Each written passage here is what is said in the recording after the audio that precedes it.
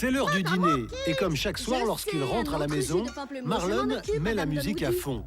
Une provocation qui a le don d'énerver Jean-Paul. La musique, tous les soirs, c'est pas rien. Je vais chercher. Non, j'y vais. Appétit. Bien sûr. Évidemment, faut pas le brusquer. Hein. Navré, Delbert. Je te dis, je sais pas où on va là. Mais à mon avis, on va droit dans le mur. Pas de problème, Sarah. Tu sais que les journées du lundi sont des journées difficiles, Jean-Paul. J'ai l'impression que c'est très souvent, ça n'en est pas. Bien. Bien sûr, comme toujours, hein, c'est au même de fermer sa bouche. Qui t'amène, curieuse Pour parler poliment. petite. Je refusais de plus en plus cette nouvelle vie.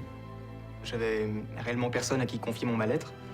J'avais des pulsions destructrices, aussi bien envers les autres qu'envers moi-même. J'étais dans une provoque perpétuelle. Je m'enfermais des heures dans ma chambre, je buvais. J'avais même élaboré plusieurs idées pour mettre fin à mes jours. Je me voyais pas d'avenir, j'étais au plus mal.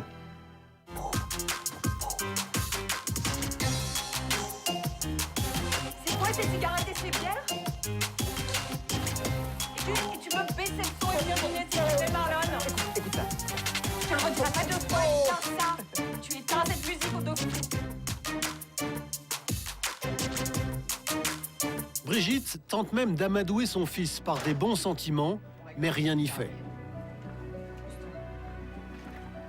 J'ai fait un plein d'efforts, s'il te plaît. Écoute, j'ai fait des escalopes à la Mais appuyez ton âge, feignasse! Un peu, elles sont dégueu tes escalopes. Ah, les essayer. La prochaine fois, je te laisserai à la gueule, c'est pas grave.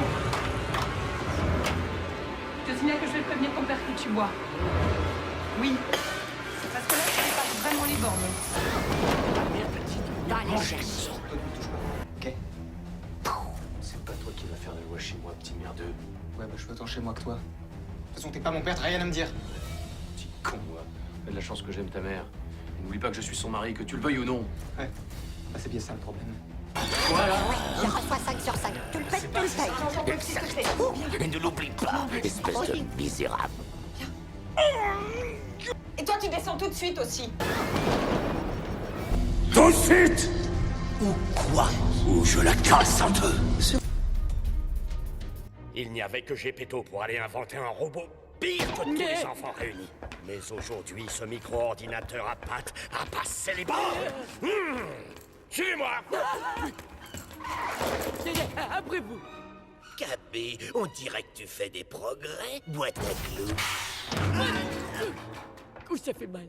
Je croyais t'avoir dit que je Tu ne voulais... croyais que Pinocchio suffirait à me ramener à la raison? Un robot, j'aurais dû m'en douter. Vous deux, sortez! Un jour, tu me remercieras. Pour avoir détruit le dernier espace vert et toute la nature? Restez ici! Mais oui, on ne perdra plus de temps pour l'entretien du gazon. Tu es dans ta période écolo, mon petit trésor. Ça, je peux le comprendre, mais moi, j'ai voulu te simplifier la vie, voilà tout.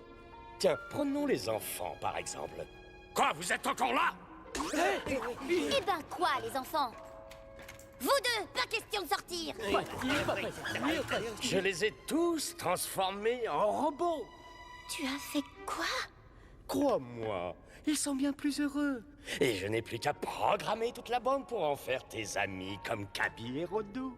Arrête, papa, c'est mal, tu te trompes! Est-ce que tu te rends compte? Qu'est-ce que vous avez à nous regarder? Dehors! Restez! Je me rends compte que j'ai tout essayé pour bâtir un monde meilleur pour ma petite fille adorée. Et elle trouve que j'ai échoué sur toute la ligne et que je suis un papa pitoyable. Oh, tu as tort de croire ça. Mais pour une fois, est-ce que tu ne pourrais pas faire quelque chose de bien? Tu sais pourtant que j'essaie. Les enfants ont le droit de vivre. Je t'en prie, libère-les. La discussion a assez duré. Venez, vous deux.